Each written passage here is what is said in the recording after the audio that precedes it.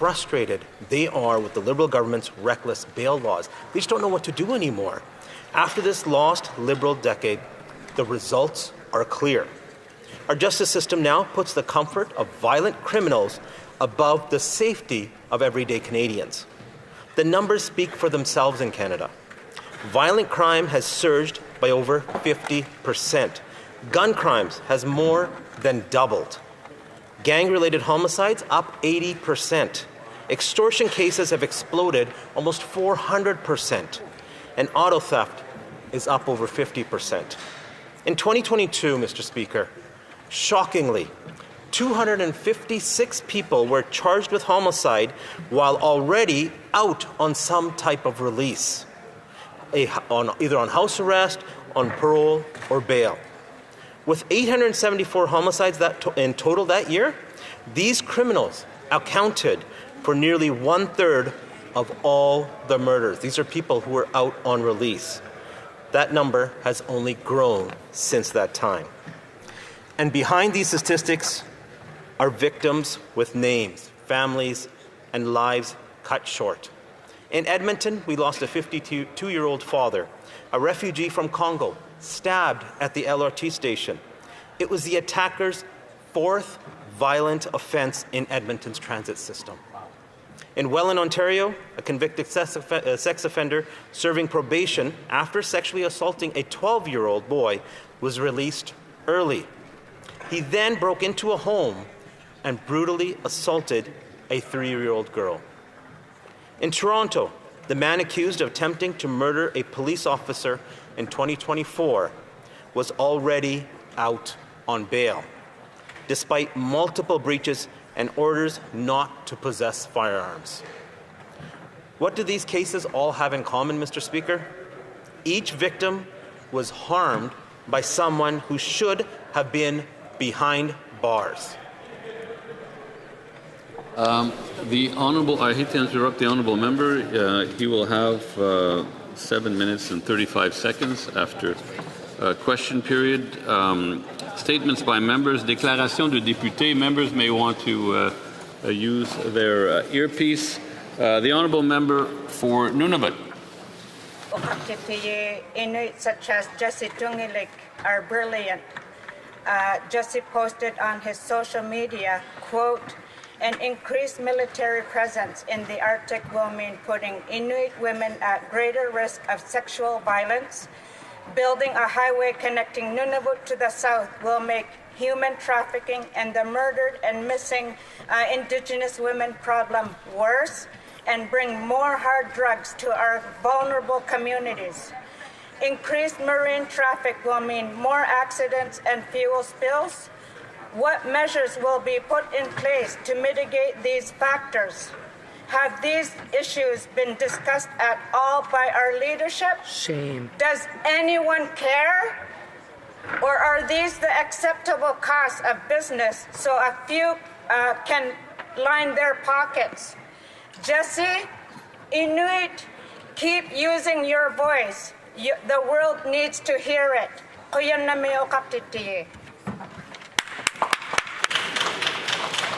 The Honourable Member for Whitby. Well, thank you, Mr. Speaker. Today I rise to recognize the incredible impact of the Canada Summer Jobs Program in my community of Whitby. This summer I had the privilege of visiting workplaces and hearing directly from youth about how these opportunities have made a real difference in their lives. Their stories were inspiring. Filled with moments of growth, confidence, and purpose, thanks to the program, young people in Whitby are stepping into meaningful roles, gaining hands-on experience, and discovering their full potential. I want to acknowledge organizations like Girls Inc. of Durham, Melly's Workplace, Arndt's Landscaping, Whitby's Yacht Club, the Reptilia Zoo, and the Whitby Marina, to name just a few. These are just a few employers that are opening their doors, nurturing talent, and creating inclusive environments where young people can thrive. Canada's Summer Jobs is more than just a program. It's about us believing in our young people and giving them chances to succeed. It's great to see all the youth having such a great summer. Thanks. The Honourable Member for Niagara South. Mr. Speaker, the Welland Canal is the lifeblood of the community of Niagara South.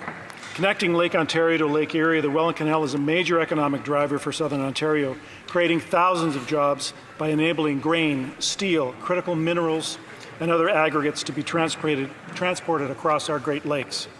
Every year, my hometown of Port Colborne celebrates our marine heritage, its rich history, and the economic importance of the canal.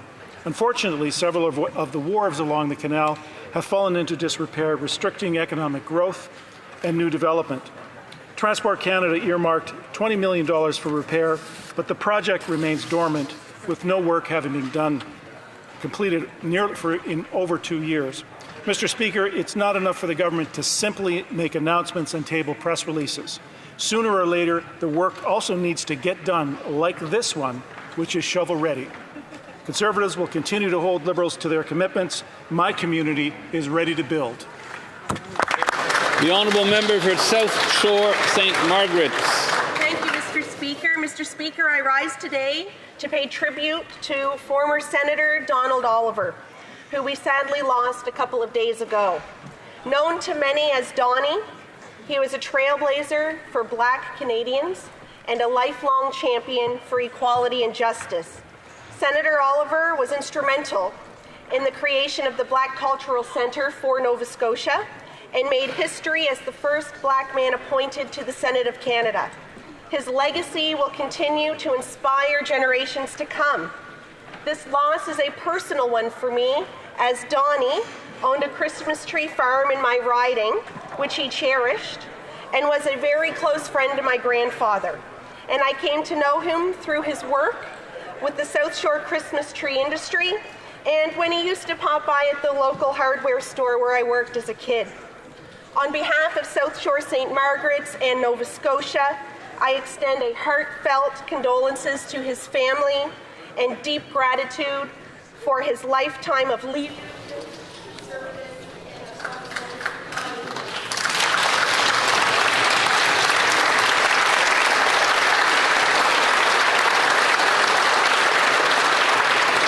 The honourable member for Edmonton Gateway. Mr. Speaker, Edmonton's food bank is at a breaking point.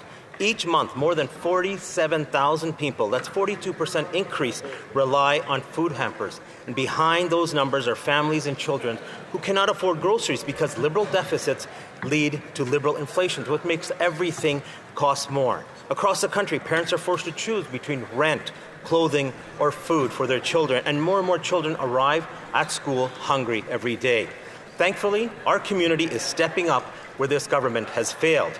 One example of this is that the Church of Jesus Christ of Latter-day Saints have organized Edmonton's largest door-to-door food drive. On Saturday, September 27th, volunteers will be going door-to-door in many neighborhoods to collect donations. You can also donate at your local grocery store or fire station. A big thank you to all the volunteers and donors. Your hard work and generosity makes a real difference in the lives of people who need it in Edmonton. Thank you. L'honorable député. The honourable member for Saint-Léonard, Saint-Michel. After nearly 50 years of unwavering dedication, Mayor Michel Bissonnet has announced his retirement. From the time he was first elected mayor in 1978, through his decades as a member of the National Assembly of Quebec, to his return to the mayor's office in 2008, Michel has been more than a leader. He has been the heart and soul of our community. His tireless dedication, his open nature, and his deep love for Saint-Léonard touched many lives. He built not only a neighborhood, a community, but also trust, hope, and a true sense of belonging in our community. My own political career began with him. I had the honor of joining his municipal team in 2015 as a city councillor. His mentorship, passion, and commitment shaped me in ways that words cannot fully express. Thank you, Michel, from the bottom of my heart. Your legacy will live on every street, in every home, and in every heart in Saint-Léonard. And you are, as I've always called you, a political institution. The Honourable Member for Louis Saint Laurent, Akia Thank you, Raven, so Wenhak. much. Really appreciate you. Mr. Speaker, after 10 years of Liberal 20 bomb. governance, Canadians have lost confidence in the Canada Revenue Agency, and rightfully so. Have you ever tried calling the agency about a tax issue? Only about 5% of calls are actually answered. For weeks, the CRA was unable to tell people how much they had invested in TFSAs. There are thousands of cases of phantom income. There are thousands of cases of interest payable on amounts already paid. Every day, our constituency offices receive calls from honest constituents who are tired of being treated like fraudsters when they are honest people. And the problem is not CRA employees, but rather mismanagement. One of the government's main duties is to offer quality services to Canadians. But here we are. The CRA is not respecting its own obligations. It took the minister 172 days to demand a plan. And Canadians deserve better. Coast Sea to Sky Country. Mr. Speaker, this month Whistler turns 50. What started in 1975 as a gravel road, a few cabins, and the bold dreams of pioneers like Nancy Green and Franz Wilhelmsen has grown into a world-class destination. From the first gondola at Creekside to the rivalry between Whistler and Blackcomb Mountains, and partnering with the Squamish and Lil'wat Nations to host the 2010 Olympic and Paralympic Games, Whistler has always been a place of possibility. If you could ski it, if you could hike it, if you could bike it, if you could build it, you did. Today, Whistler is Canada's premier year-round tourism destination and a vibrant community where visitors' energy blends with the hearts of residents, families, workers, and volunteers who make it special. Whistler has always held a special place in my heart since I started skiing there at age 3, and I'm confident it will meet the next 50 years' challenges like climate change, housing, and reconciliation with the same spirit that made it what it is today. Happy 50th, Whistler. The Honourable Member for Similkameen, South Okanagan, West Kootenay. The Liberals' latest idea for housing, a fourth bureaucracy. The Liberal Prime Minister promised Canadians that he would double home building, promising to build 500,000 homes a year, and yet his new housing bureaucracy is only committing to 4,000 new homes. Too many people in my riding are teetering on the verge of homelessness. Our housing crisis is most evident in my hometown of Penticton, where a growing tent city at Highway 97 and Fairview has become unsafe for everyone. That tent city was not there 10 years ago. The Prime Minister promised to build homes at a record pace, and yet instead he is building more bureaucracy. Another Liberal promise, because this Prime Minister is just another Liberal. Honorable Député de Drummond. The Honourable Member for Drummond. Mr. Speaker, there are superheroes who wear capes and who fly. The superhero I'm honouring today wears crampon boots, warm clothing, a toque, and he climbs. On August 12th, while most of us were enjoying the summer sun, Charles Page braved the worst possible weather conditions to reach the summit of K2, the second highest mountain in the world, at 8,611 meters of altitude. It's also the most dangerous mountain for the daredevils who dare to tackle it. Charles had conquered Everest a year earlier, and K2 was his fifth mountain over 8,000 meters high in 3 years. He's the only Quebecer to have climbed both Everest and K2, and he still has mountains to conquer because, believe it or not, he only started mountaineering a few years ago, 3 years ago. The day before his departure for Nepal on June 23rd, Charles Page delivered an incredible patriotic speech at our national holiday celebration in Drummondville. That's when I understood the pride he brings to the world's summits when he plants our flag with its fleur de lis. Charles, you make us proud. Thank you. For Port Moody, Coquitlam. Mr. Speaker, for nearly 50 years, Mossam Creek Hatchery in Port Moody has been powered by outstanding volunteers dedicated to restoring salmon and educating generations of students. After a devastating fire in 2013, the community rebuilt the hatchery stronger than ever. What began as a small hatchery is now a welcoming, world-class education center where students and community members experience the wonder of wild salmon and learn the importance of watershed stewardship. Please join me in recognizing the extraordinary volunteers whose decades of dedication have brought salmon back to Mossam Creek, and of course to President Kevin Ryan of the Society for the Burrard Inlet Marine Enhancement Society, who is here in Ottawa today. Merci beaucoup. Thank you very much. The honourable member for Riding Mountain. Mr. Speaker, the Prime Minister said Canadians would judge him by the cost at the grocery store. Overly aged. So let's judge him by the cost at the grocery store. Since March of this year, sugar is up 20%, coffee is up 22%, canned soup is up 26%, and cuts of beef are up 33%. No wonder food inflation is up 40% since the Liberals took office. That's why more than 25% of households now struggle to afford food. I've heard heartbreaking stories from Canadians. Parents can't afford to feed their kids hearty meals. Seniors are skipping their meals altogether, and food banks have never been busier. Yet yesterday, the Liberal Prime Minister arrogantly bragged that he knows many things. Well, clearly, he doesn't know about the cost of food.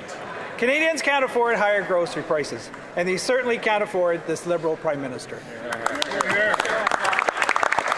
The honourable member for Winnipeg South Centre. Mr. Speaker, on July 5th, a monument was unveiled in my riding to commemorate the victims of Flight PS 752. This tragedy claimed 176 lives, including 8 members of Winnipeg's Iranian community.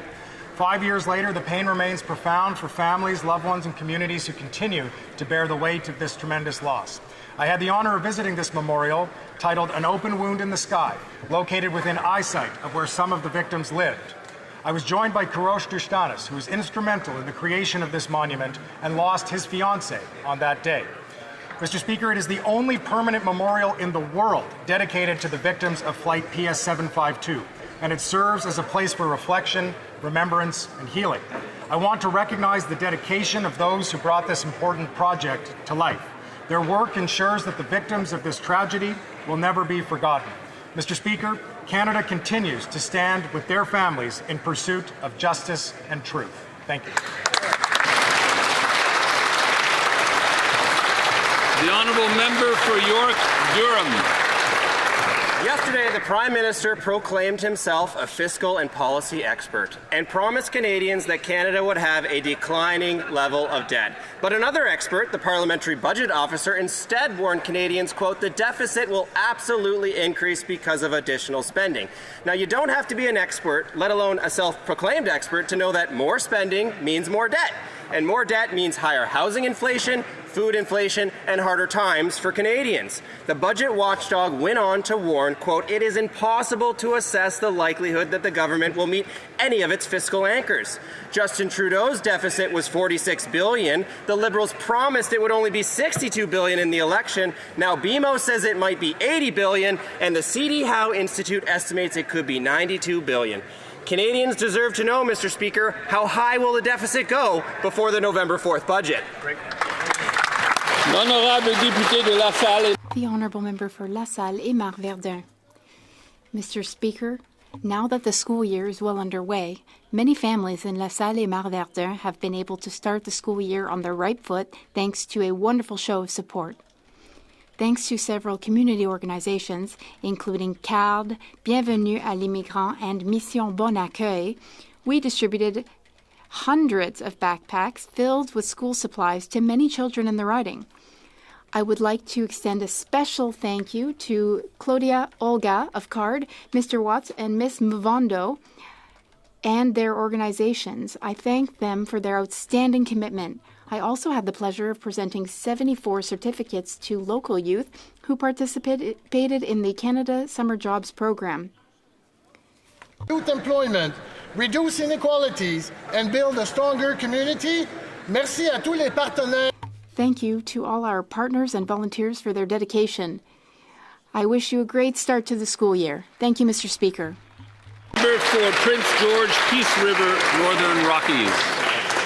The Prime Minister promised lower grocery prices. Quote, Canadians will hold us to account by their experience at the grocery store, he said.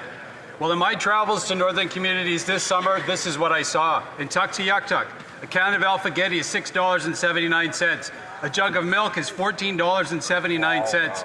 A 900-gram jar of Cheese Whiz is $17.29. In Cambridge Bay, a can of baked beans is $9.99. A 1.5-liter bottle of ketchup is $19.88. A box of soup crackers is $22.99. Lastly, in Iqaluit, a can of mushroom soup is $10.19. A gallon of ice cream is $25, and a can of Tim Hortons, get this folks, is $48.89. If Northerners' experience at the grocery store is the measure of this Prime Minister's success, then he's been an abysmal failure. $20 The honourable member for South Surrey White Rock. Mr. Speaker, I rise today to recognize one of the many successful events held this summer in South Surrey White Rock. It's a true privilege for our community to once again host the Canada Cup.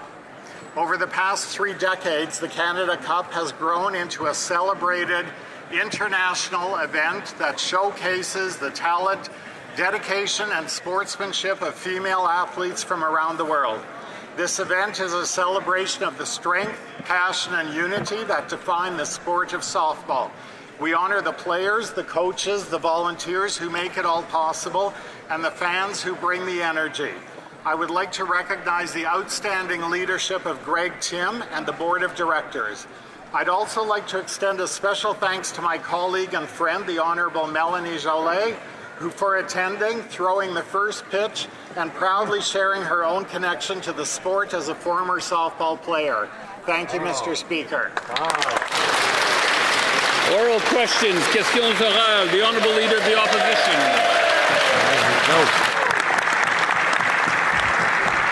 The Prime Minister is in Mexico today for a photo op and fake agreement, but it's a great opportunity to compare because both countries are neighbors of the United States. In the last quarter, Canada's economy shrunk by 1.6%, while the Mexican economy grew by 2.4%. Wow. The Canadian exports to the United States crashed by 18%, while Mexican exports to the U.S. are up 1.4%. Wow. And the Canadian unemployment rate is 3 times higher than Mexicans. Wow. Will the Prime Minister ask his Mexican friends what they're doing right that he's doing so wrong? Right. The Honourable Minister of Industry. Mr. Speaker, this Prime Minister believes in having a strong relationship with Mexico, our second biggest trading partner. That's exactly why he is in Mexico today, meeting with the President to make sure that we can have our trading relationship really on par. Now, the other thing that the Leader of the Opposition needs to understand is that we're living in a much more dangerous and complicated world with trade tensions having impacts on trading partners all around the world. We will stand up for workers, we'll stand up for our businesses, and we'll build Canada strong. The Honourable Leader of the Opposition. This is the time in the life cycle of any Liberal government when they go from making promises to making excuses. So they're blaming their collapsing economy on global tensions. But interestingly, Mexico shares the same neighbor as we do. We're both right next door to the Americas, so we can compare performance. But in the most recent quarter, the Mexican economy has actually grown by 2.4%. The Canadian economy down by 1.6%. Our unemployment is three times what theirs is. Why? The Honourable Minister of Industry. Mr. Speaker, what is shocking from the Leader of the Opposition comments is always talking down Canadian workers, Canadian businesses, the Canadian economy. You know what? Good news is the Bank of Canada yesterday reduced rates. We should all be celebrating that. This is good news, Mr. Speaker. And we will be there for businesses in the tariff sectors, including aluminum, steel, auto, copper, and all the other sectors, because we know that these workers are important, these businesses are important, and we have a plan to build Canada strong. The Honourable Leader of the Opposition. We support workers, and particularly the 86 million workers who have lost their jobs because of Liberal policies who are collapsing our economy. Question. Mexico has grown its economy by 2.4%, while Canada has seen a shrinking of 1.6%. Mexican imports to the U.S. have gone up, where ours have lost, are down by 18%, and their unemployment is 3 times lower than ours. Why? The Honourable Minister of Industry. Clearly, the Leader of the Opposition doesn't know what he's talking about. Because when we look at the Canadian economy right now, interest rates are down. The Bank of Canada has announced 2.5% for its key rate. It's good news for all those who have homes or are on the point of buying one. Right now, we know we have to work with Mexico and also the U.S., but our strategy is not only to build strong Canada, but also to look to other trade partners in Europe and Asia, and also in Mexico, of course, as well, to grow our economy. The Honourable Leader of the Opposition. We've had a free trade agreement with Mexico for almost 3 decades. So the Prime Minister is going for nothing more than a photo op, another fake engagement. Just like the minister talks about interest rates, the Bank of Canada said the reason they're cutting rates while inflation is rising is because our economy is collapsing. They promised the fastest growing economy in the G7. They've delivered the fastest shrinking economy in the G7. They promised more home building. It's falling by 13%. They promised to spend less. Their deficit spending is 100% more. You know, talk is cheap, but why is it so expensive when this Prime Minister does it? The Honourable Minister of Industry. We know that the Leader of the Opposition believes in isolationism, which is basically that Canada is by itself in the world.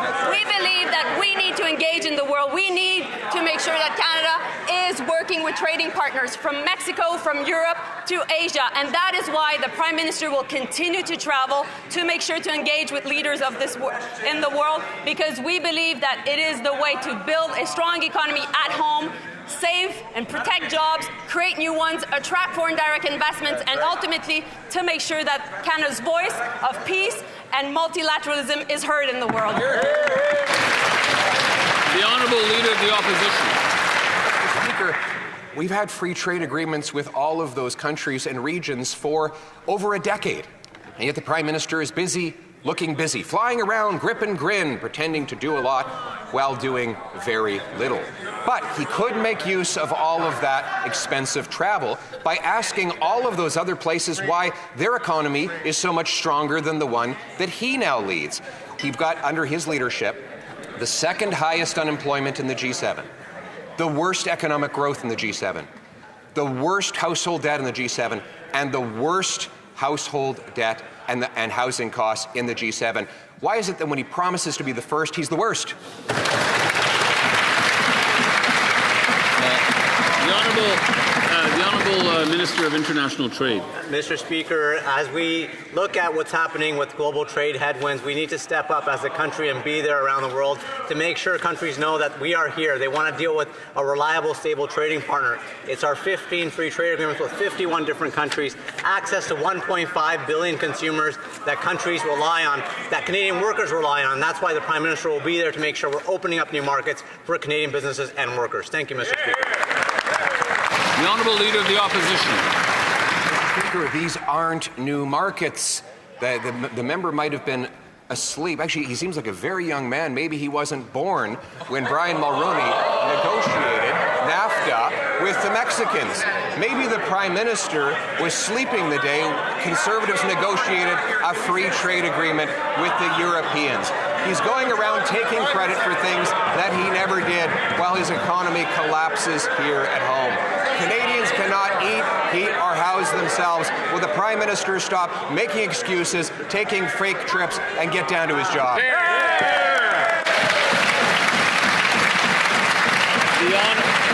The Honourable Minister of International Trade. Mr. Speaker, I won't go to personal attacks as the member opposite has. We'll focus on the facts. There's people watching in the gallery. I think it's very important to note that Canada and Mexico share over 30 years of strong friendship and economic partnerships rooted in trust and trade and mutual respect. In fact, Canadian direct investment in Mexico was over $45 billion in 2024. The Prime Minister will be meeting with President Sheinbaum to defend our industries and grow our economies, Mr. Speaker. Canada is committed to CUSMA, and we're actively collaborating with Mexico, and that's why the Prime Minister is there to make sure.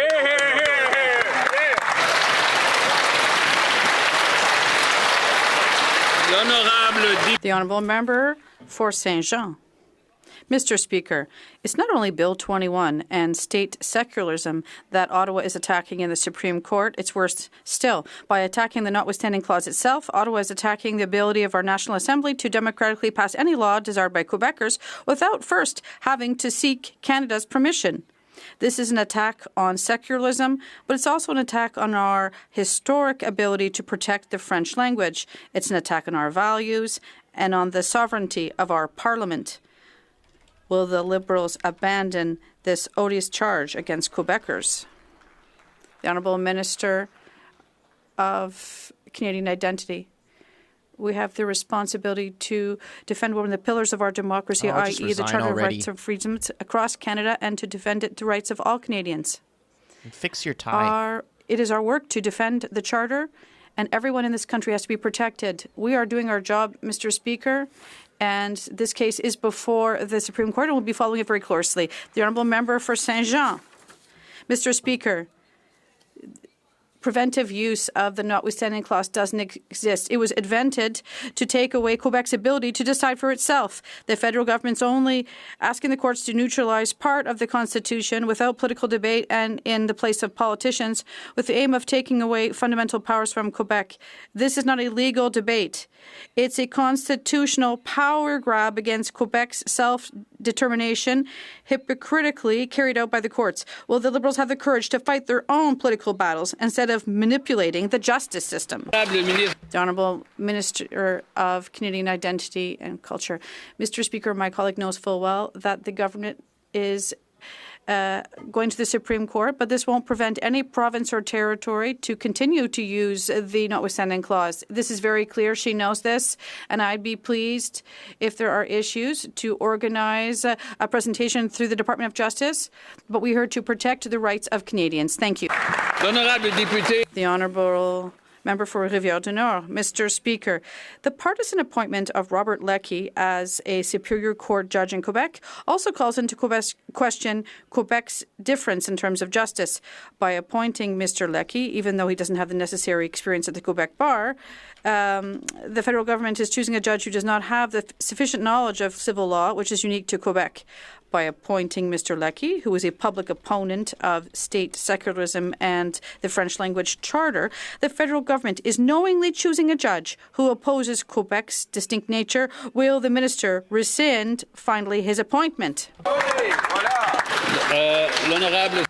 The Honourable Parliamentary Secretary to the Minister of Justice. Thank you, Mr. Speaker.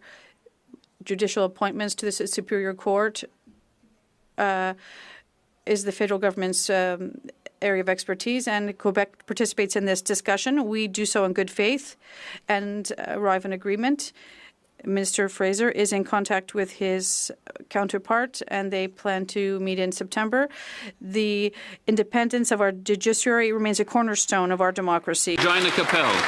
After 10 years of passing catch-and-release laws that let dangerous offenders free just hours after getting arrested, the Liberals are still obstructing efforts to undo these laws. They voted down our motion, shut down Parliament, called a snap election, went on summer holidays, and still haven't even started the process to fix what they've broken. So Conservatives will do it for them. Our plan will end catch and release and give 10-year jail sentences to anyone convicted of 3 serious offences. We could pass these laws today. When will the Liberals stop obstructing Parliament and pass the Conservative 3 strikes you're out law? The Honourable Minister of Public Safety. Mr. Speaker, on April the 28th, Canadians gave this government a mandate to govern this country and to bring forward new legislation that will ensure that our streets are safer. three strikes and you're out laws don't work, Mr. Speaker. We know that evidence-based decision-making tells us that three strikes you're out is a complete failure in the United States. It's been a failure in every single jurisdiction where that's been applied.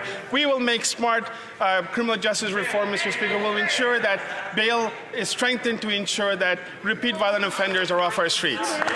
So if three strikes you're out doesn't work, but you want them to have 5 or 10 strikes? That's the best they can do. One day they might get around to doing it. The evidence is in. Their plan is what caused the crime and chaos that is plaguing our communities. They deliberately changed laws to let thousands of dangerous and repeat offenders back on the street. Now they're admitting that they were wrong, but they're obstructing any efforts to fix the problem. Thousands of Canadians' lives have been shattered, and too many Canadians have paid with their lives for Liberal mistakes. So if they won't stop obstructing Conservative plans to fix what they broke, will they at least look the families of those victims in the eye and just say sorry? The Honourable Secretary of State for Combating Crime. Mr. Speaker, the Conservative leader always wants to bring U.S.-style politics to Canada. That's right. Let me be clear, Mr. Speaker. This didn't work in the U.S., and many of the states are already repealing that law. We're focused on real, practical, proven solutions that are constitutional and will keep criminals behind bars. The Honourable Member for Kamloops, Thompson-Nicola. 157 kilograms. The amount of cocaine that was recently seized by Alberta police. Mr. Speaker, this type of drug is often laced with fentanyl and carfentanil and goes on to kill thousands. The reality is that there's a lack of disincentive for drug dealers not to do this because of soft on crime policies by these Liberals. So the question is this: when will they stop obstructing and start repealing their soft on crime agenda? Hear, hear. The Honourable Minister of Public Safety. Mr. Speaker, let me take this opportunity to thank law enforcement for their diligent and hard work in ensuring that drugs are off our streets. If this member is serious about protecting our borders, Mr. Speaker, he will support us in passing the Strong Borders Act, Bill C-2. It will help us crack down on fentanyl, auto theft, money laundering, illegal firearms, irregular migration, and organized crime while upholding the privacy and charter rights of Canadians. This will give law enforcement the tools they need to dismantle increasingly sophisticated organized criminal networks. A secure Canada is a strong Canada, Mr. Speaker, and we are taking action to The Honourable Member for Vaughan Woodbridge. Vaughan has seen 7 shootings, 7 incidents of violent crime. Since the Liberal government changed the bail laws, violent crime is up by 50%. Wow. Our Conservative motion calls for a 3 strikes and you're out law to keep repeat violent offenders in jail. So why is the Liberal government waiting until next month to introduce bail legislation, putting more Canadians in danger every day? The Prime Minister's failure to act is a betrayal of the victims of crime. When will the Liberals stop obstructing so people can feel safe in their own homes? Oh, great question. The Honourable Secretary of State for Combating Crime. Mr. Speaker, one of the ways that the Conservatives can be effective is they can help us pass C-2. That's right. Currently, all mail couriers like UPS, FedEx, Purolator, they can all be checked for drugs. What can't be checked is packages of Canada Post under 500 grams. 2 grams of fentanyl is lethal. It can kill a human being. Why are the Conservatives on the side of drug traffickers? The Honourable Member for Fundy Royal. Mr. Speaker, if anyone has an interest in taking dangerous guns off the street, it's the police. But in a stunning indictment of the Liberals' gun confiscation scheme, the Ontario Provincial Police have just told this government they will not participate in their ridiculous gun grab. The OPP know what we've been saying all along, that spending hundreds of millions of dollars to confiscate the property of law-abiding Canadians will not make our streets any safer. Today, the Liberals have the opportunity to do the right thing and put an end to their catch-and-release justice system. Will the Liberals stop obstructing and support our motion to keep violent repeat offenders off our streets? The Honourable Minister of Public Safety. Mr. Speaker, on April the 28th, this year, Canadians gave this government a mandate to ensure that guns are off our streets, including continuing and completing the gun buyback program. I respect the decision of the Ontario Provincial Police in this regard, Mr. Speaker. It's important to remember that OPP represents about 26% of overall policing in Ontario. This doesn't mean that we can't and won't continue with the program and collection facilities and municipal police. Mr. Speaker, we can't be tough on crime without being tough on guns. This is exactly what we're doing to keep Canadians safe. The Honourable Member for Bellechasse, Les Aides-Chemins-Lévis. Mr. Speaker, I love jogging outdoors and walking outside, but I no longer do it during my work weeks here in Ottawa. I no longer go out alone after dinner because I'm afraid, because I've been called out, shouted at, and denigrated because I'm a woman. There's also intimate partner violence, which is hidden and underreported. We need to stop looking the other way. We are introducing C-225, which would protect women from intimate partner violence, as well as a motion calling for a 3 strikes law. Will the Liberals support us?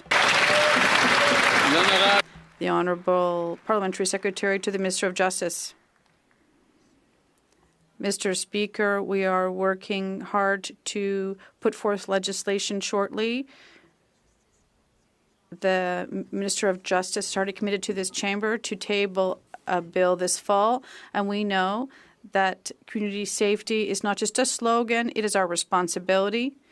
While we are want to achieve tangible results, the opposition is just using slogans and fears. Canadians deserve better and want to feel safe in their own communities, and we are going to take action. Thank you, Mr. Speaker.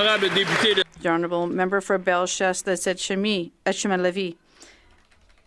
As a woman, I am disappointed to hear that. Women are constantly on high alert. Behind closed doors, the situation is troubling.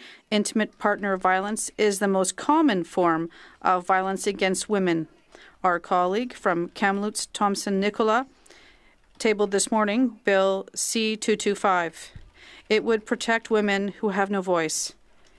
Can we count on the Liberals to adopt this bill quickly? Yes or no? The Honourable Parliamentary Secretary to the Minister of Justice. Mr. Speaker, I understand my colleague when she talks about how hard it is to walk in the street. I know this as well. However, this is not the proposal that we saw today that will help increase safety in our streets. We're talking about logical legislation with all levels of government for our securities that will allow us to give us a collective solution. And therefore, it is by adopting Bill C2 that we will be able to do something together for women in Canada. The Honourable Member for Repentigny. Mr. Speaker, a report by the Climate Institute confirms that Canada will not meet its 2030 greenhouse gas reduction targets. This is because of the Liberals. By abandoning climate policies such as the carbon tax and encouraging increased oil production from the oil sands, the Liberals are undermining their own targets, according to experts. And what's more alarming is that the Prime Minister did not reiterate his commitment to the 2030 targets. Those Will oil Canada sands meet give them? you Yes transfer or no? payments, The Honourable bud. Minister of the Environment and Climate Change.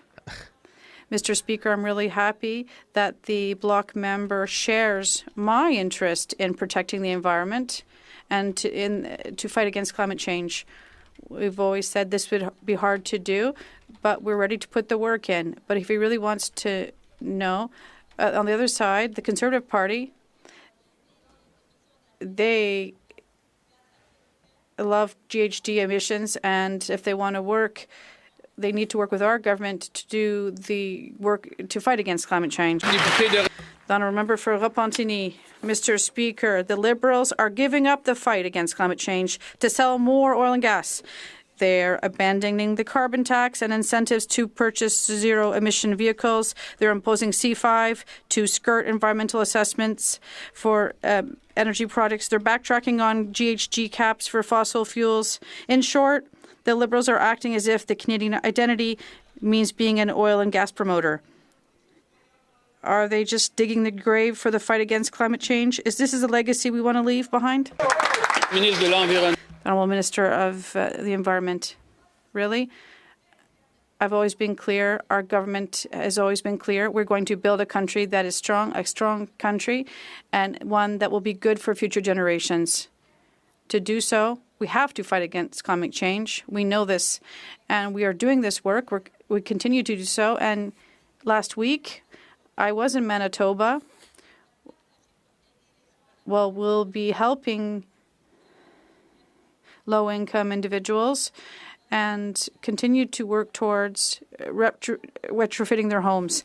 So we are working with the provinces, and we're going to continue to do so. Member for Elgin, St. Thomas, London South. Thank you, Mr. Speaker. Liberal bail laws have broken the system beyond parity. In St. Thomas, a repeat offender was arrested for breaking and entering, released on bail with a curfew. He had to be in his home by 10 p.m. every night. But there's an issue. He's homeless. He doesn't have a home. The Liberals have made it so ridiculous people are getting released on bail with a curfew to nowhere.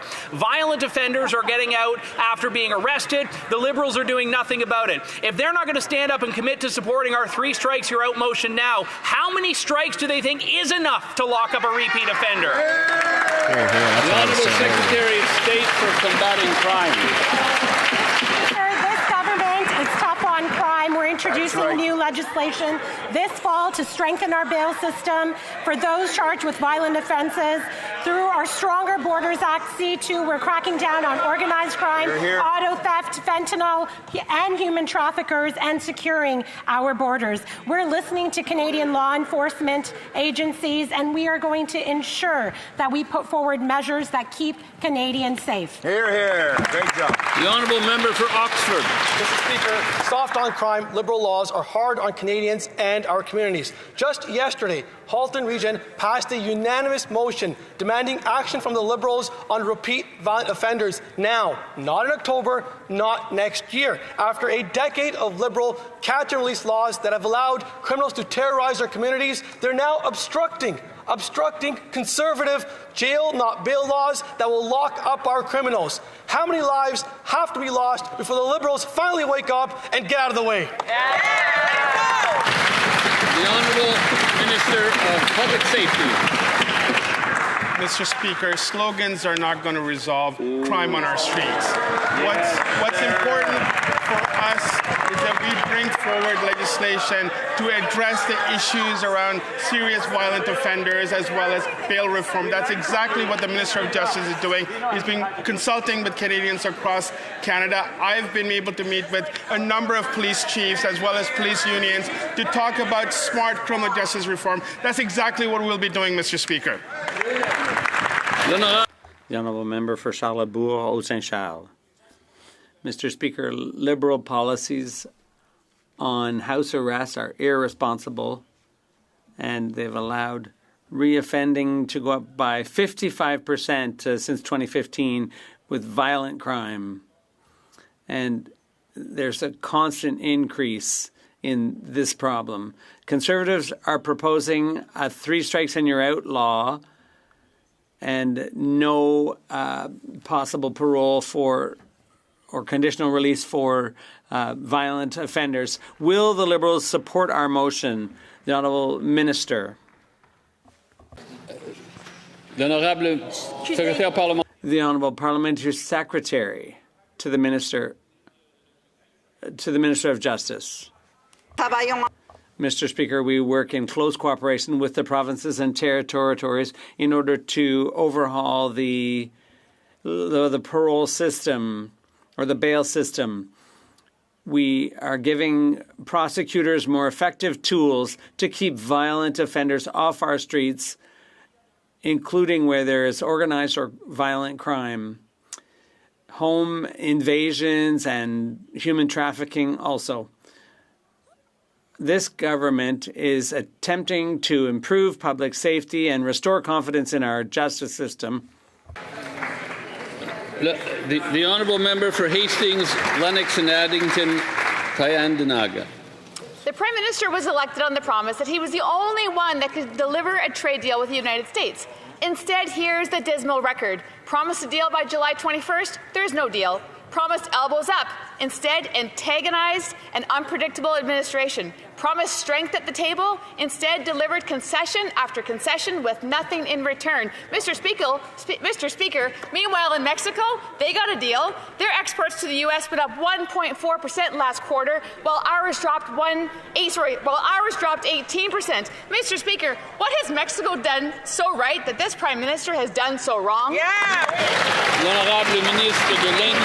The Honourable Minister of Industry. We have the best deal on earth right now when it comes to exporting. Now we know because 85% of all our products being sent to the U.S. are without any tariffs. Now we know also that we need to be there for the businesses and the workers in the sectors that are now tariffed. And we are here with $6 billion on the table to help them. Now, Mr. Speaker, we also know that we're over-dependent on the U.S. and all members of this House should be getting behind the government's plan because we need to diversify. The honourable member for Hastings, Lennox and Addington, Tyendinaga. If we have the best deal, then why do we have the worst economy in the G7? Mr. Speaker, deadline after deadline has come and gone, and this government's promised trade deal is nowhere to be found.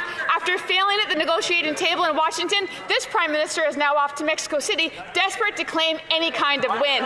Compare that to our Mexican counterparts, who successfully negotiated a deal, sending their exports to the U.S. up 1.4% last quarter, while ours fell 18%. Mr. Speaker, again, what has Mexico done so right that this Prime Minister has done so wrong? The Honourable Parliamentary Secretary. Mr. Speaker, Canada and the U.S. share the world's most integrated, mutual, beneficial trade partnership. That's not up for debate. Millions of jobs in Canada and the U.S. depend on our trading relationship. Canada already, and it's unequivocal, has the best deal amongst U.S. trading partners. While we continue to negotiate with the U.S. and with Mexico, our government is focused on what we control the most, diversifying our trade relations and supporting Canadian businesses and all sectors.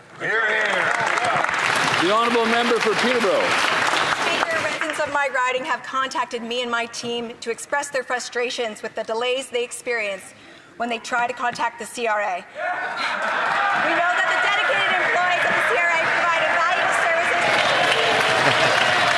Admitting her own government is failing is wild.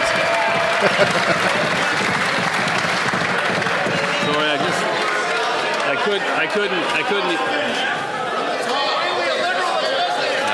I couldn't hear anything, so I think the member will have to start from the top, if she doesn't mind. From the top, please. Maybe in a minute, but from the top for sure. So from the top. Mr. Speaker, residents of my riding have contacted me and my team to express their frustrations with the delays they experience when contacting the CRA. We know that the dedicated employees of the CRA provide valuable services to Canadians, but the reality is clear. Demand has increased significantly in recent years, and the system needs to be improved. Could the Secretary of State for the CRA and financial institutions inform this House of the measures taken by the government to improve services delivery at the CRA? The Honourable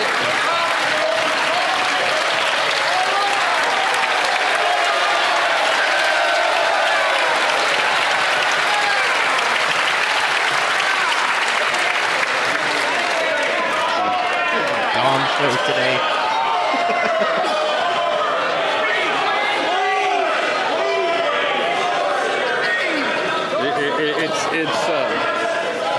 It's nice to see such unity in the House. The Secretary of State for Financial Institutions in the CRA. Mr. Speaker, thank you for that great question. Mr. Speaker, delays at CRA call centers are completely unacceptable. We all know that.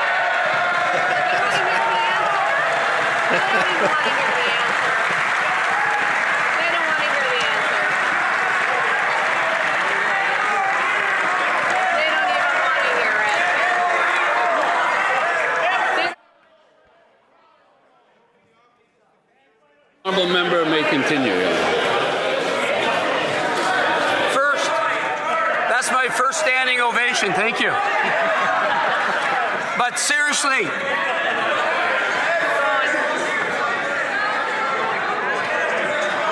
what happens when there's interruptions like this is I can't really follow the clock, so I have no control over how much time I give for the answer. So with the Secretary of State for Financial Institutions and the CRA, I'd like to start from the top, please. Mr. Speaker, we all know that the delays Canadians face at CRA call centres is completely unacceptable. It's not on the CRA employees. They are world-class public servants. This is a systemic failure that's unfolded over decades. We've implemented a 100-day plan to improve service and access and eliminate.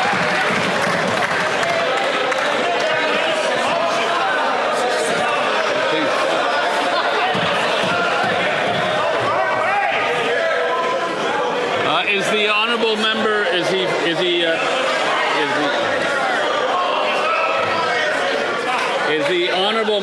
Did the honourable member finish his answer? Stand up again. It's your questions you're losing. It's your questions you're losing. Mr. Speaker, in all seriousness, Canadians from coast to coast to coast are frustrated with CRA call centre delays. I know that. This is not on CRA employees. They're world-class public servants. This is systemic failure over decades. That's why we're implementing a 100-day plan. That's right. To improve service and accessibility, and we're going to eliminate delays. That's right. The Union of Taxation Employees and the Taxpayers Ombudsman also have expressed support. I'm going to work with CRA leadership. I'm going to hold them accountable. We are going to fix this. Thank you. The honourable member for Simcoe North. This plan is to pile on debt, but to obscure that picture with accounting changes. But now the parliamentary budget officer is warning against making these changes, saying that if the government obscures its own books, it will, in the PBO's words, bet your boots will be paying more for debt. Wow. So will the finance minister agree that doubling the size of the deficit puts Canada's credit rating at risk, but it exposes taxpayers and households to higher borrowing costs and higher interest rates? Here we go. You got the Honourable Parliamentary Secretary to the Minister of Finance. Well, unlike the member opposite, we respect the work of the PBO and the independence of the institutions that make our democracy so great in this country. Our government is focused on delivering generational investments in the upcoming federal budget, which the minister announced will be on November 4th. This is good news for Canadians. A budget is coming that will ensure Canadians that we have a prosperous future. We're building Canada strong. The opposition members should get on board. The honourable member for Edmonton West. This tired, old Liberal government has doubled the deficit and has abandoned any fiscal anchors it once had, putting Canada's AAA credit rating at risk. The Parliamentary Budget Officer warns that rating agencies are not going to tolerate Liberal accounting tricks, and that if they even have a sniff of a change of a budget presentation, Canadians will be paying higher interest rates immediately. Why is this government playing political games with the budget and risking higher costs for all Canadians? The Honourable Parliamentary Secretary to the Minister of Finance. I think Canadians are getting tired of the Conservative Chicken Little routine. We know this week we had great news that inflation is at 1.9%, which is actually within the band that the Bank of Canada's target range. That's good news for Canadians because the Bank of Canada dropped interest rates this week by 0.25%. That means more money in the pockets of Canadians. That means Canadians save more on their mortgages this week compared to last. That's the bottom line, Mr. Speaker. The honourable member for Newmarket Aurora. The Prime Minister promised more jobs, but the only thing that's booming is unemployment. EIUs among women aged 25 to 54 is up 12% in just 1 month. And overall, EI claims are up nearly 13% year over year. Yet another Liberal broken promise. In Newmarket, I met a mother. She cannot find a stable job. She worries about feeding her 3 kids and paying her rent, and that worry follows her every hour of the day. When will this Liberal government face the damage it has done and apologize to Canadian women for the hardship their policies have caused? The Honourable Minister of Jobs and Family. You know what, Mr. Speaker? 4 months ago, Canadians chose to invest in themselves. They chose a government who saw the promise and potential in creating great jobs across this country, in investing in major projects and infrastructure, in ensuring that people had the skills they needed as our economies change and technology changes jobs. Mr. Speaker, they knew on this side, a Liberal government would protect them and their families now and into the future, and they knew they risked all of that with the cuts that Conservatives propose. Honourable Member for Sherwood Park, Fort Saskatchewan. Mr. Speaker, that was truly a striking answer from the minister. My colleague pointed out that EI claims have gone up by 12% among women in that age group in just 1 month. And the minister's response, at least we have jobs. At least the Liberals are still here. Mr. Speaker, they should think less about themselves and their own jobs and more about women and people of all ages who have been negatively affected by their policies. The parliamentary budget officer said the labour market sucks, wages are not going up. They are presiding over an employment disaster. When will they reverse course? The Honourable Minister of Jobs and Family. Mr. Speaker, take it from a Conservative to try to torque the words that I clearly did not say. In fact, what I said was that Canadians chose a government that would invest in them, that would adjust our EI measures to reflect a changing economy so that people could access EI where previously they couldn't, where people could keep more of their earnings if they were separated from their job, where people would have longer weeks in case of a collapse of their industry. Mr. Speaker, we know that there are sectors struggling through increased tariff action, and we have not stopped. We have not stopped to protect Canadian families. That's what they... The Honourable Member for Sherwood Park, Fort Saskatchewan. Mr. Speaker, the minister is so busy congratulating herself that she hasn't taken... From the top, please. The Honourable Member for Sherwood Park, Fort Saskatchewan. Mr. Speaker, the minister is so busy congratulating herself for I don't know what that she hasn't actually listened to the numbers that we heard from Statistics Canada today. The situation is truly dire when it comes to unemployment. 12% increase for women 25 to 54 in 1 month alone. 23% increase year over year. Unemployment has been going up steadily for 3 years. Youth unemployment is at recession levels. We have the worst youth employment numbers in over 25 years. Mr. Speaker, this isn't the time for self-congratulation. This is the time to change the policy. The Honourable Minister of Jobs and Family. Mr. Speaker, I'm congratulating Canadians because Canadians chose a government that knew when things were tough that government would protect them.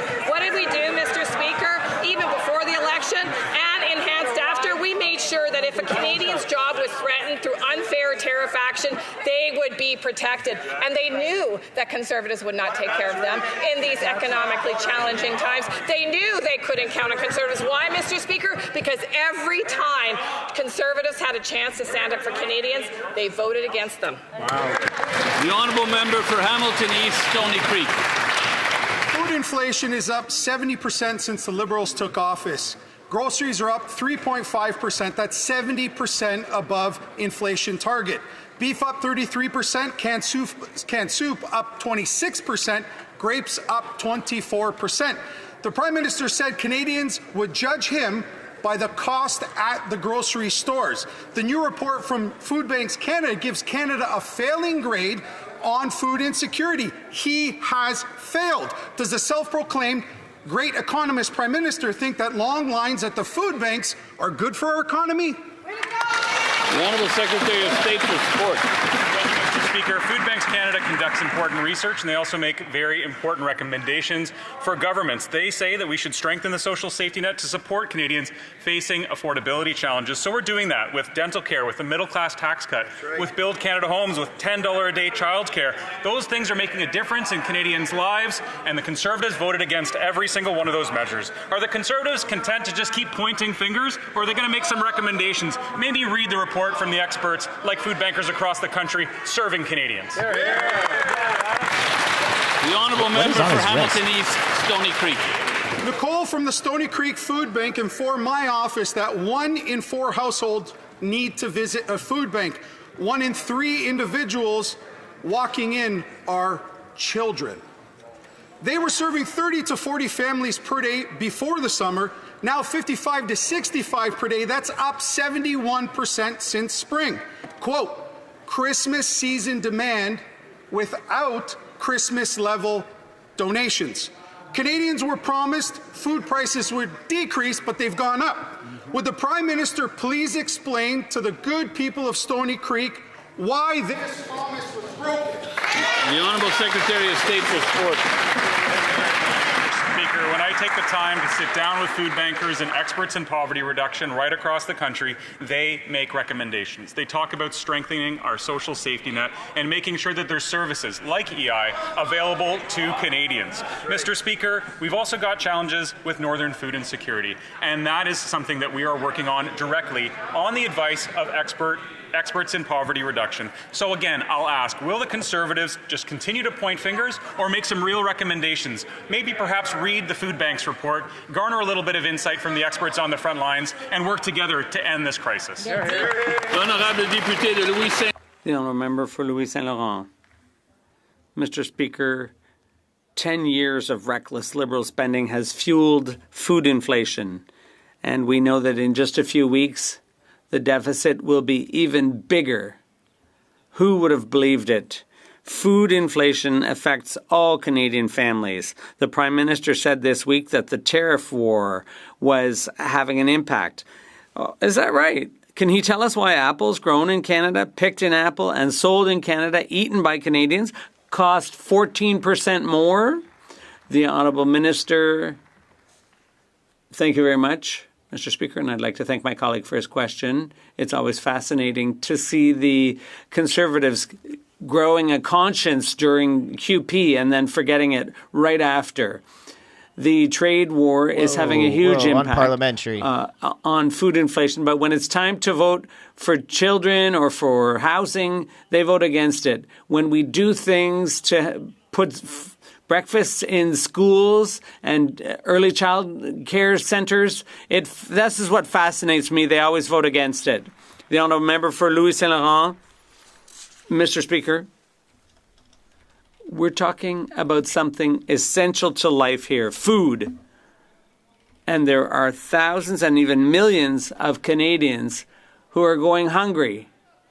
They're going to food banks. It's all well and good to show solidarity, but at the food bank in my riding, they're getting twice as many clients as a year ago. That's the reality under this Liberal government. Why show such hypocrisy when it comes to food inflation affecting all Canadians? The Honourable Minister of Transformation, Government Transformation. Mr. Speaker, that's precisely why Canadians chose to put their confidence in the Liberal government to conduct major projects that will help the entire Canadian economy while at the same time protecting the social programs that Canadians depend on. We've seen an immediate impact with the child benefit when we invested in affordable housing, allowing Canadians across the country to have a roof over their heads. That's what a Liberal government's all about, strengthening the economy while protecting our social programs. The honourable member for Argenteuil, La Petite Nation. Thank you, Mr. Speaker. As Canada implements major infrastructure and clean energy projects, skilled workers will be key.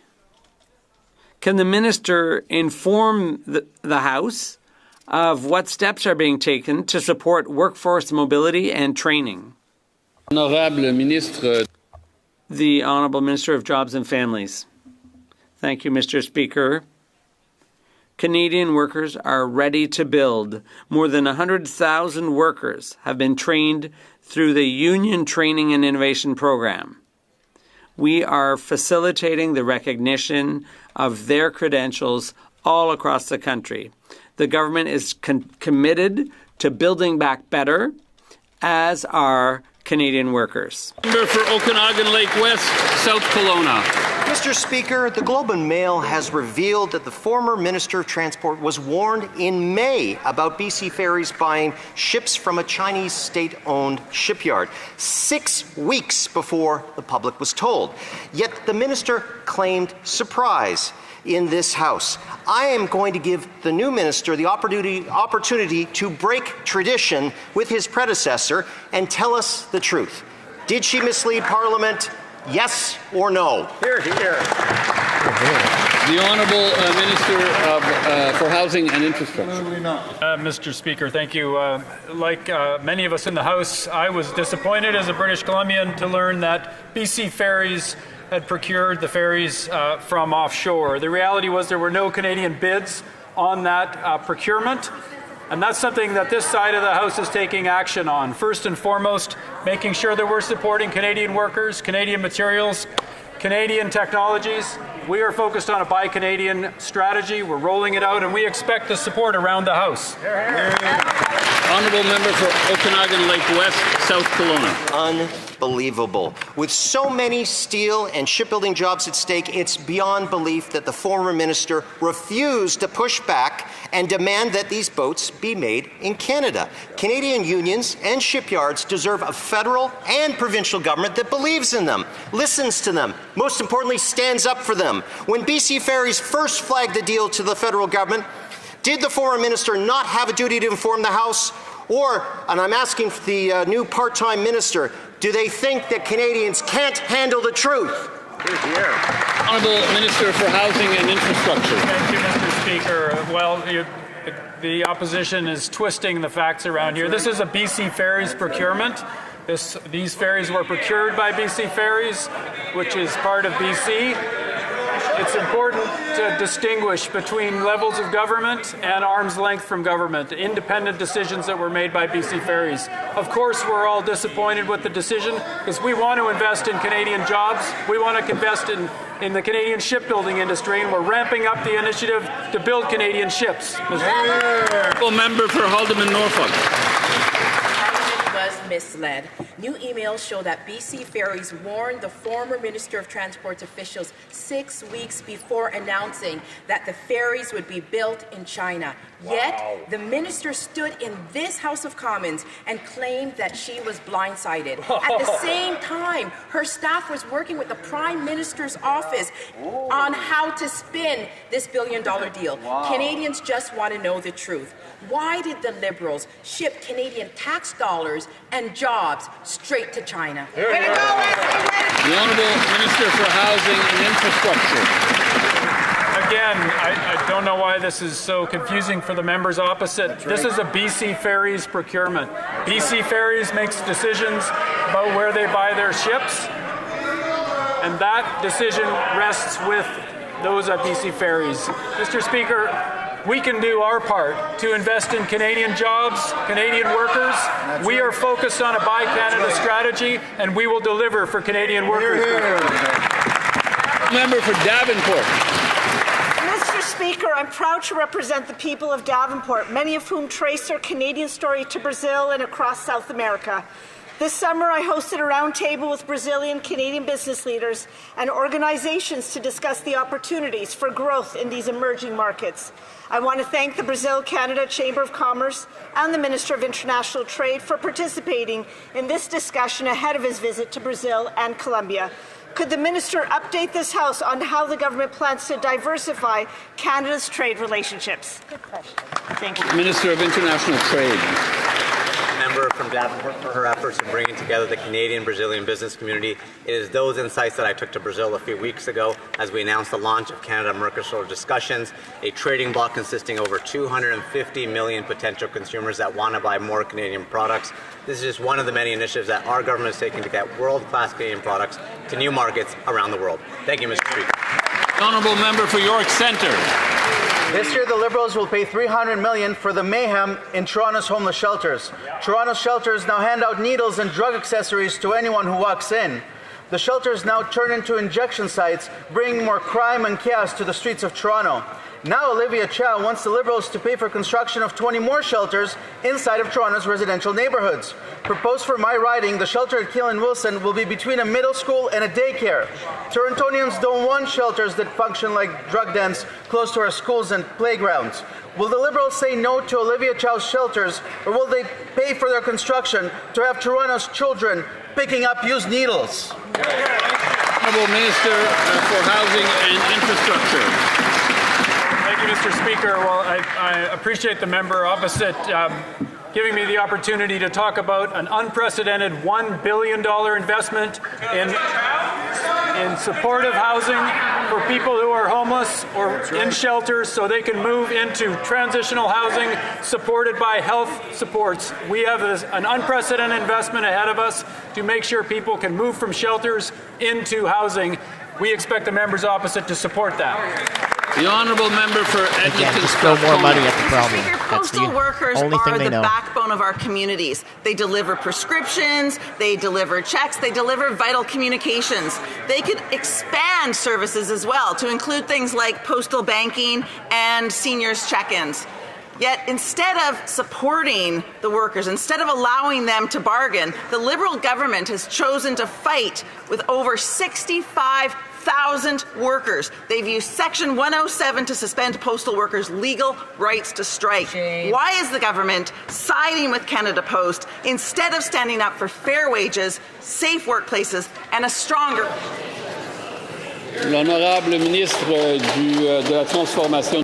The Honourable Minister of Government Transformation. Thank you very much, Mr. Speaker. Canada Post is a vital national institution for this country.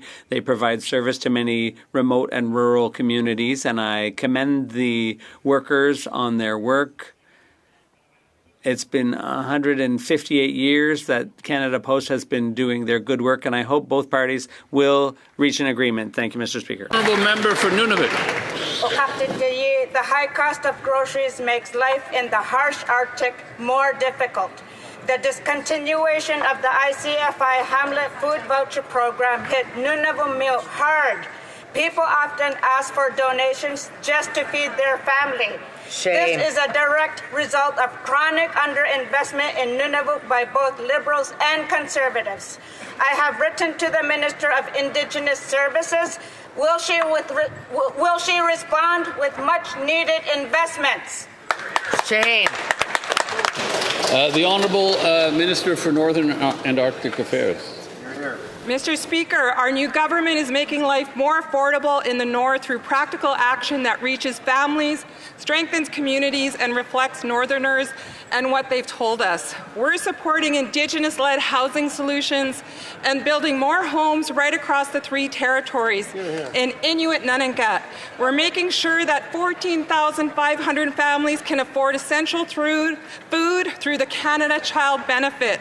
We're expanding access to traditional foods with the Harvester Support Program and improving Nutrition North so that families can put real local food on the table. Most importantly, we're listening, we're refining our approach with the guidance of Indigenous leaders and building real partnerships that deliver results.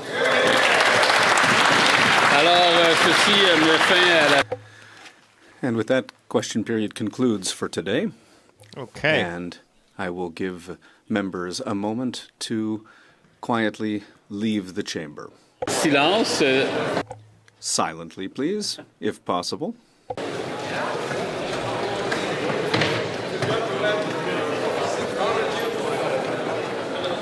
And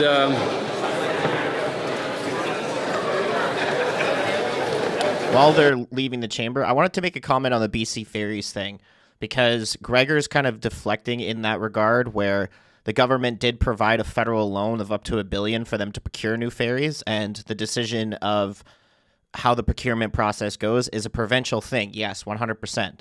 And government shouldn't overreach into provincial jurisdiction. We see how that happens in Alberta.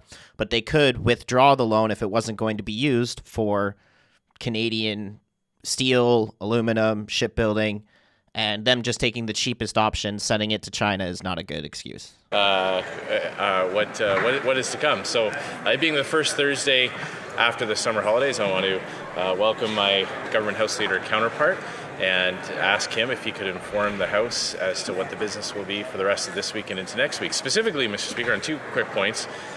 We have extended an olive branch in the spirit of cooperation and non-partisanship, that we would quickly pass Conservative laws to end the catch and release system that the Liberals created and impose tough penalties for dangerous and repeat offenders. We could pass that legislation very quickly, get it off to committee and off to the Senate so we can finally put an end to the crime and chaos that Liberal soft on crime policies have caused. And secondly, my colleague, the Shadow Minister for Employment and Jobs, has asked the government if he would schedule an emergency take-note debate on the issue of youth unemployment. This is something that is affecting young Canadians in every corner of the country.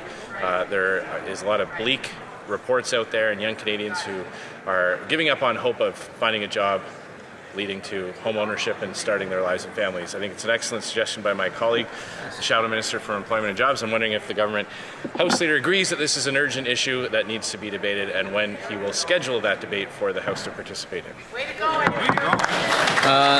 Government House Leader. Merci. Thank you very much, Mr. Speaker. And I would also like to take this opportunity to welcome back the official opposition House Leader, as well as all of his colleagues and all colleagues in this House. I am certain that we are going to have a productive session, Mr. Speaker, and we'll see how that goes. This afternoon, we will continue debate on the opposition motion from the Conservative Party. Tomorrow, we'll debate at second reading Bill C-3, which would amend the Citizenship Act. I'd also like to note that next Wednesday, we will start debate at second reading on Bill C-8, the Cybersecurity Act. Mr. Speaker, I would like to inform the House that Monday, Tuesday, and Thursday of next week shall be allotted days. And furthermore, Mr. Speaker, pursuant to Standing Order 83-2, I request the designation of an order of the day to allow the presentation of a budget speech at 4 p.m. on Tuesday, November 4th, 2025. As it relates to the question for a take-note debate, I would note that the Conservatives have 2, as I just indicated, opposition days scheduled for next week, and they can certainly choose this very important topic on which the government will have a lot to say for debate if they believe it is that important. And with respect to the crime legislation, I would simply point out that there is crime legislation presented by this government that meets the test of the Charter of Rights and Freedoms before this House, and I would very much urge my Conservative colleagues to get on board with that right now so that we can fight crime in this country. Thank you very much, Mr. Speaker. I wish to inform the House that the volume of the earpieces will now be reset. Orders of the day. Orders of the day, Government Orders, Business of Supply, resuming consideration of an opposition motion regarding violent crime and repeat offenders, standing in the name of Mr. Brock. Resuming debate, the Honourable Member for Edmonton Gateway has 7 minutes and 35 seconds remaining. Thank you, Mr. Speaker. And Mr. Speaker, I will be splitting my time with the member from Oxford. Mr. Speaker, one of the aspects of the Liberal crime disaster is the out of control extortion in this country. So many towns and suburbs, once safe, are now being terrorized by gangs who threaten neighbors with violence and arson. Criminals who shoot into homes and even burn down their homes and businesses. And we've even heard of reported murders as well. Just in the Vancouver area alone, extortion has jumped over 400%. And Mr. Speaker, I received a text message from a resident there in that area. And this is one of many that I've received over this time. It says, I'm reaching out with a very humble request regarding the alarming situation in Surrey. Right now, families are living in fear. There are approximately 39 reported extortion cases and about 28 shootings just recently.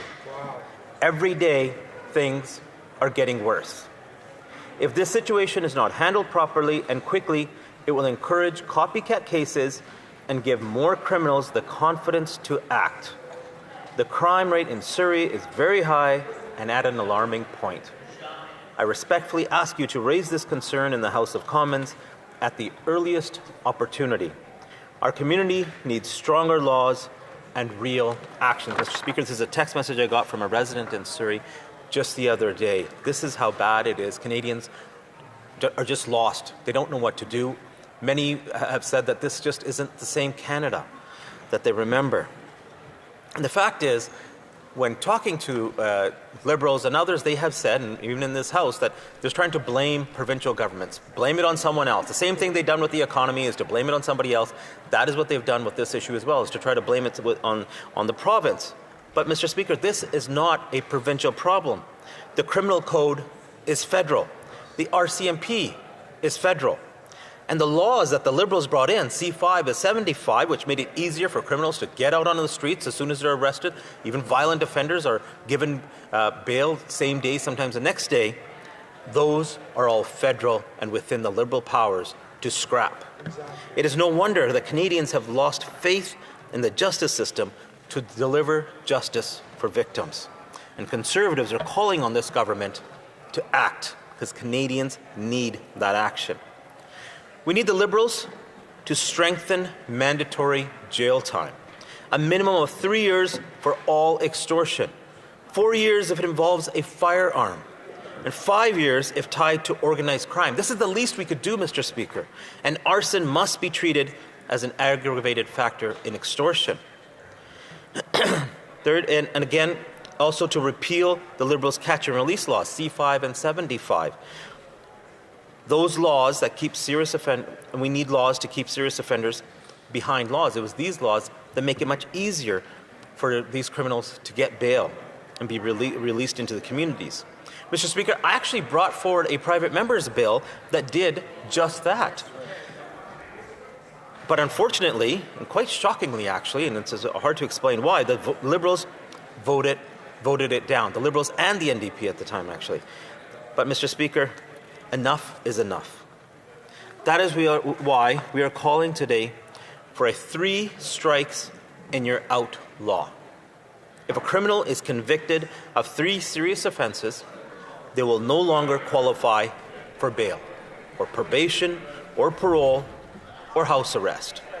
They will face at least 10 years in prison and up to a lifetime as a dangerous offender. The only path back to freedom will be spotless behavior, clean drug test, and rehabilitation efforts, such as learning a trade or upgrading education. In other words, no more revolving door. This Liberal revolving door has to end. Serious offenders will stay behind bars until they're no longer a threat, Mr. Speaker. We have to keep Canadians safe. Because right now, Mr. Speaker, we have the opposite under this Liberal government. C5 allows violent offenders to serve sentences from their living rooms. And C75 ensures many of those same offenders are back out in the streets within hours after the police have done their hard work of trying to arrest somebody, and then they are given bail right away. The consequences of these Liberal soft on crime policies are devastating. Miles Sanderson, with 59 prior convictions, was released and went on to murder 11 people and injure 17 in Saskatchewan. In the Peel region, 18 criminals were arrested for home invasions and carjackings. And Mr. Speaker, half of them were out on bail. In Vancouver, police had to arrest the same 40 offenders 6,000 times. And then there are the tragedies that will haunt Canadian families forever. Bailey McCourt, a young mother murdered by her ex-husband just hours after he was released on bail for assault and threats. Bailey deserves better. Deserved better. Her family deserved better. Canadians deserve better. Mr. Speaker, These are not just statistics. These are lives stolen because this government puts criminals first and victims last. Conservatives will change that. Our 3 strikes senior outlaw will lock up dangerous criminals, stop the Liberal revolving door, and bring home safe streets for Canadians. It will give victims and families peace of mind, knowing that offenders who harm them will not harm anyone else because they will be behind bars. Conservatives will always fight to protect law-abiding Canadians and prioritize the safety of our communities over the comfort of repeat violent offenders. Enough is enough, Mr. Speaker. Canadians are counting on us to act. They need us to act to keep them and their families safe. Thank you, Mr. Speaker. Questions and comments. Okay, so we're going to call it there. That's it for question period, obviously. I'll try and get some clips out tomorrow for question period. We don't live stream Fridays because it is quite dead in the house. Like, nobody shows up. There's maybe like 10 people in the house. There's no committees tomorrow, obviously. Again, it being Friday, the house only sits for like 4 hours. And as me and Chris were just talking about in chat, next week there's a lot of committees, but they're all in camera again. I almost kind of want to write to each committee, send an email, and ask them why they're all going in camera. It's just, you can see what their list of business is, and it's all mostly committee business. There's no, national interest. Usually that's the problem, is if there's a security risk or something that they want to talk about in private, they'll talk about it in private, they'll go in camera. But I don't see any reason for all these committees to be in camera. I've never seen this many all in such a short period of time go in camera. But yeah, I really appreciate you guys tuning in and watching. Thank you so much, guys. This was a great return to Parliament.